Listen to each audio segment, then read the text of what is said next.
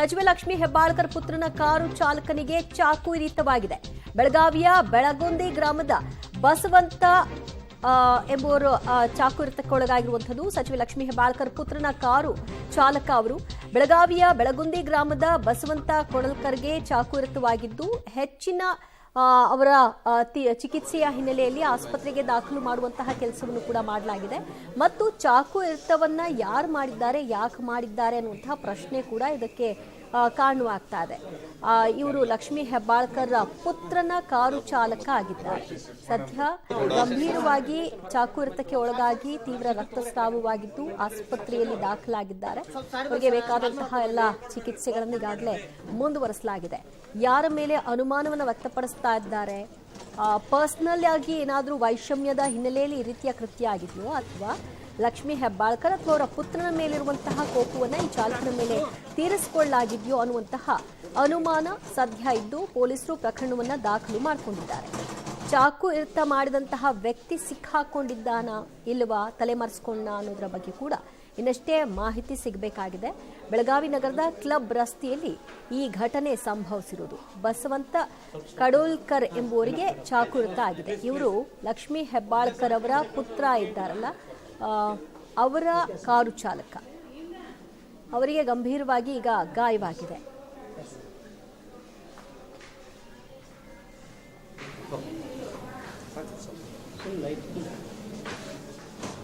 ಬಸವಂತ ಕಡೋಲ್ಕರ್ ಅವರಿಗೆ 32 ವರ್ಷ. ಇವರು ಕಾರು ಚಾಲಕರಾಗಿ ಎಷ್ಟು ವರ್ಷಗಳಿಂದ ಇದ್ದಾರೆ ಲಕ್ಷ್ಮೀ ಹೆಬ್ಬಾಳ್ಕರ್ ಪುತ್ರನ ಜೊತೆಗೆ ಅನ್ನೋದನ್ನು ಕೂಡ ನೋಡಬೇಕು.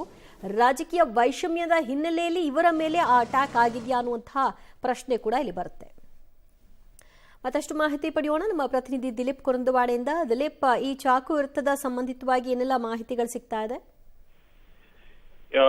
ದಿವ್ಯ, ಪ್ರಮುಖವಾಗಿ ಬಸವಂತ ಕಡೋಲ್ಕರ್ ಅಂದ್ರೆ ಬಹಳ ವರ್ಷಗಳಿಂದ ಏನು ಮೃಣಾಲ್ ಹೆಬ್ಬಾಳ್ಕರ್ ಅವರಿಗೆ ಡ್ರೈವರ್ ಆಗಿ ಕೆಲಸ ಮಾಡ್ತಾ ಇರುವಂತದ್ದು, ಮತ್ತೆ ಬಹಳ ವರ್ಷಗಳಿಂದ ಕೂಡ ಇಲ್ಲಿ ಕೆಲಸ ನಿರ್ವಹಿಸ್ತಿದ್ರು. ಆದ್ರೆ ಇವತ್ತೇನು ಮಧ್ಯಾಹ್ನ 2 ಗಂಟೆ ಹೊತ್ತಿಗೆ ಕ್ಲಬ್ ರಸ್ತೆ ಇರ್ತಕ್ಕಂಥ ಒಂದು ಸ್ಥಳದಲ್ಲಿ ಇವರಿಗೆ ಚಾಕು ಇರಿತ ಆಗಿರುವಂತದ್ದು. ಮತ್ತೆ ಈ ಇರಿತದ ಹಿಂದ್ಗಡೆ ಅವ್ರ ವೈಯಕ್ತಿಕ ದೇಶ ಇದೆ ಅಥವಾ ಇನ್ಯಾವುದು ಬೇರೆ ದೇಶ ಇದೆ ಅಂತೆಲ್ಲ ಕೂಡ ಚೆಕ್ ಮಾಡ್ಬೇಕಾದ್ರೆ ಮತ್ತೆ ಈಗಾಗಲೇ ಸ್ಥಳಕ್ಕೆ ಏನು ಪೊಲೀಸ್ ಅಧಿಕಾರಿಗಳು ವಿಸಿಟ್ ಮಾಡಿ ಚಿಕಿತ್ಸೆ ಪಡ್ತಾರೆ. ಬೆಳಗಾವಿಯ ಖಾಸಗಿ ಆಸ್ಪತ್ರೆ ಅಂದ್ರೆ ಏನು ಅಯೋಧ್ಯೆ ನಗರದಲ್ಲಿರ್ತಕ್ಕಂಥ ಒಂದು ಖಾಸಗಿ ಆಸ್ಪತ್ರೆಯಲ್ಲಿ ಈಗ ಚಿಕಿತ್ಸೆ ಮುಂದುವರೆದಿರುವಂತದ್ದು. ದಿವ್ಯಾ, ಸೊ ಚಾಕು ಇರಿದಂತಹ ವ್ಯಕ್ತಿ ಯಾರು, ಸಿಕ್ಕಾಕೊಂಡ ಅಥವಾ ತಲೆಮರೆಸ್ಕೊಂಡಿದ್ದಾನ? ಎಷ್ಟು ಜನ ಇದ್ರು, ಯಾರಿದ್ರು ಎಲ್ಲವನ್ನು ಕೂಡ ಪರಿಶೀಲನೆ ಮಾಡ್ತಾ ಇದಾರೆ. ಏನು ಬಸವಂತ ಅವರನ್ನು ಕೂಡ ಎನ್ಕ್ವೈರಿ ಮಾಡ್ತಾ ಇದಾರೆ. ಎಷ್ಟು ಜನ ಇದ್ರು, ಹೇಗಿದ್ರು ಎಲ್ಲವನ್ನು ಕೂಡ ಮಾಹಿತಿಯನ್ನ ಪಡಿತಾ ಇರುವಂತದ್ದು. ಮತ್ತೆ ಈಗಾಗಲೇ ಅವ್ರಿಗೆ ಯಾರು ಇದಾರೆ ಅವ್ರನ್ನ ಗುರುತನ ಕೂಡ ಬಸವಂತ ಹೇಳಿದಾರೆ, ಯಾರು ಬಂದಿದ್ರು ಹಾಗೆ. ಹೀಗಾಗಿ ಅವ್ರ ಬಂಧಿಸುವಲ್ಲಿ ಪೊಲೀಸರು ಪ್ಲಾನ್ ಮಾಡ್ಕೊಂಡು ಕೆಲಸವನ್ನ ಮಾಡ್ತಾ ಇರುವಂತದ್ದು. ಈಗ ಅಂದ್ರೆ ಎಲ್ಲೆಲ್ಲಿ ಚಾಕು ಇರಿತ ಆಗಿದೆ, ತೀವ್ರವಾಗಿ ರಕ್ತಸ್ರಾವ ಆಗಿದ್ದು ಕಂಡೀಷನ್ ಸೀರಿಯಸ್ ಅನ್ನುವ ಹಂತಕ್ಕೆ ಹೋಗಿದ್ಯಾ?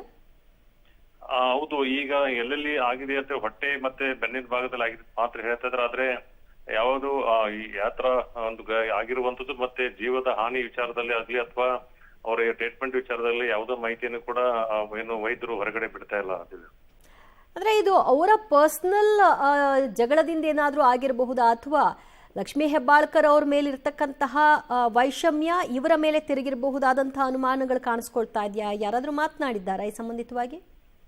ಈ ಸಂಬಂಧವಾಗಿ ಮಾಹಿತಿಯನ್ನ ಇನ್ನೂ ಕೂಡ ಕಲೆ ಹಾಕ್ತಾ ಇದ್ವಿ. ಅವರು ಬೆಳಗುಂದಿ ಗ್ರಾಮದ ಇರೋದ್ರಿಂದ ಬೆಳಗುಂದಿಯಲ್ಲಿ ಅವರ ವೈಯಕ್ತಿಕ ವಿಚಾರದಲ್ಲಿ ಏನಾದ್ರು ಕೂಡ ಗಲಾಟೆ ಆಗಿತ್ತಾ ಅಥವಾ ಬೇರೆ ಇನ್ಯಾವುದೋ ವಿಚಾರದಲ್ಲಿ ಈ ತರ ಗಲಾಟೆ ಆಗಿದೆ ಅಂತ ಕೂಡ ನೋಡ್ಲಾಗ್ತಾ ಇದೆ. ಮತ್ತೆ ಬಹಳ ವರ್ಷಗಳಿಂದ ಈ ತರ ಒಂದು ಡ್ರೈವರ್ ಕೆಲಸ ಮಾಡ್ತಾ ಇರೋದ್ರಿಂದ ಅಲ್ಲಿಯೂ ಕೂಡ ಇವರ ಸಂಬಂಧಪಟ್ಟಂಗೆ ಏನಾದ್ರು ವೈಷಮ್ಯ ಇದೆಯಾ ಅಥವಾ ರಾಜಕೀಯ ಕಾರಣ ಇದೆ ಅನ್ನೋ ಕೂಡ ಇನ್ನೂ ಕೂಡ ತನಿಖೆ ಆಗ್ಬೇಕಾಗಿರುತ್ತೆ. ಮತ್ತೆ ಯಾವುದೇ ಮಾಹಿತಿನೂ ಕೂಡ ಏನು ಪ್ರಾಥಮಿಕ ಅಂತ ಪೊಲೀಸರು ಯಾವ್ದು ಕೂಡ ಬಿಡ್ತಾ ಇಲ್ಲ.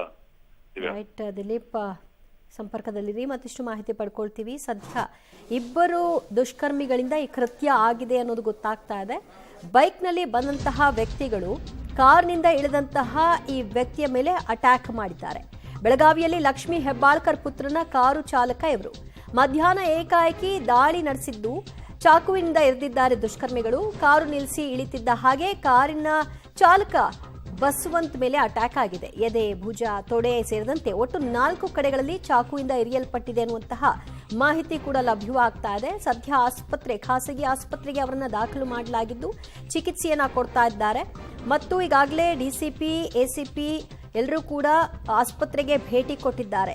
ಮೃಣಾಲ್ ಹೆಬ್ಬಾಳ್ಕರ್, ಲಕ್ಷ್ಮೀ ಹೆಬ್ಬಾಳ್ಕರ್ ಅವರ ಪುತ್ರ.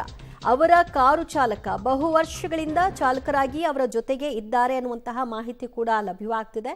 ಕಾರ್ನಿಂದ ಇಳಿತಿದ್ದ ಹಾಗೆ ಬೈಕ್ನಲ್ಲಿ ಹಿಂಬಾಲಿಸಿಕೊಂಡು ಬಂದಂತಹ ಇಬ್ಬರು ದುಷ್ಕರ್ಮಿಗಳು ಈ ರೀತಿಯಾಗಿ ಚಾಕುವಿನಿಂದ ಇರಿದು ಎಸ್ಕೇಪ್ ಆಗಿದ್ದಾರೆ. ಒಟ್ಟು 4 ಕಡೆಗಳಲ್ಲಿ ಅವರ ದೇಹದ ಮೇಲೆ ಗಾಯವಾಗಿದೆ. ಸದ್ಯ ಮಾತನಾಡುವಂತಹ ಕಂಡೀಷನ್ ಅಲ್ಲೂ ಕೂಡ ಆ ವ್ಯಕ್ತಿ ಇಲ್ಲ ಅನ್ನೋದು ಗೊತ್ತಾಗ್ತಾ ಇದೆ. ಸ್ಥಳಕ್ಕೆ ಆಗಮಿಸಿರ್ತಕ್ಕಂತಹ ಡಿಸಿಪಿ, ಎಸಿಪಿ ಮತ್ತು ಮೃಣಾಲ್ ಹೆಬ್ಬಾಳ್ಕರ್ ಮಾಹಿತಿಯನ್ನ ಪಡ್ಕೊಳ್ತಾ ಇದ್ದಾರೆ. ಹೇಗಾಯ್ತು, ಎಷ್ಟೊತ್ತಿಗಾಯ್ತು ಮತ್ತು ಇದರ ಹಿಂದೆ ಯಾರಿದ್ದಾರೆ ಅನ್ನೋದಕ್ಕೆ ಸಂಬಂಧಪಟ್ಟ ಹಾಗೆ ಮಾಹಿತಿಗಳನ್ನ ಪಡೆಯಲಾಗ್ತಾ ಇದೆ. ಬೆಳಗಾವಿಯ ಕ್ಯಾಂಪ್ ಪೊಲೀಸ್ ಠಾಣಾ ವ್ಯಾಪ್ತಿಯಲ್ಲಿ ಈ ಘಟನೆ ನಡೆದಿದೆ ಅನ್ನೋದು ಗೊತ್ತಾಗ್ತಿದ್ದು, ಸುತ್ತಮುತ್ತ ಸಹಜವಾಗಿ CCTVಗಳು ಇದ್ದೇ ಇರುತ್ತೆ. ಸೊ ಅದರ ಆಧಾರದ ಮೇಲೆ ಆರೋಪಿಗಳನ್ನ ಹುಡುಕುವಂತಹ ಪ್ರಯತ್ನವೂ ಕೂಡ ಆಗುತ್ತೆ. ಸದ್ಯಕ್ಕೆ ಬಸವಂತ ಕಡಲ್ಕರ್ಗೆ ಚಾಕು ಇರಿತದಿಂದಾಗಿ ಸೀರಿಯಸ್ ಆಗಿರೋದ್ರಿಂದ ಆಸ್ಪತ್ರೆಯಲ್ಲಿ ಟ್ರೀಟ್ಮೆಂಟ್ ಮುಂದುವರೆದಿದೆ. ಅವರ ಕಂಡೀಷನ್ ಮೇಲೆ ಹೆಚ್ಚು ನಿಗಾವನ್ನ ವಹಿಸಲಾಗಿದೆ. ಏಕಾಏಕಿ ಕೃತ್ಯವನ್ನು ಎಸಗಲಿಕ್ಕೆ ಅವರ ಮೇಲಿರುವಂತಹ ವೈಷಮ್ಯವೋ ಅಥವಾ ರಾಜಕೀಯ ವೈಷಮ್ಯ, ಹೆಬ್ಬಾಳ್ಕರ್ ಅವರ ಫ್ಯಾಮಿಲಿ ಮೇಲಿರುವಂತಹ ವೈಷಮ್ಯ ಏನಾದರೂ ಈ ವ್ಯಕ್ತಿಯ ಮೇಲೆ ತೀರಿಸಿಕೊಂಡಿದ್ದಾರಾ ಅನ್ನುವಂತಹ ಅನುಮಾನ ಇಲ್ಲಿ ಕಾಡ್ತಾ ಇದೆ.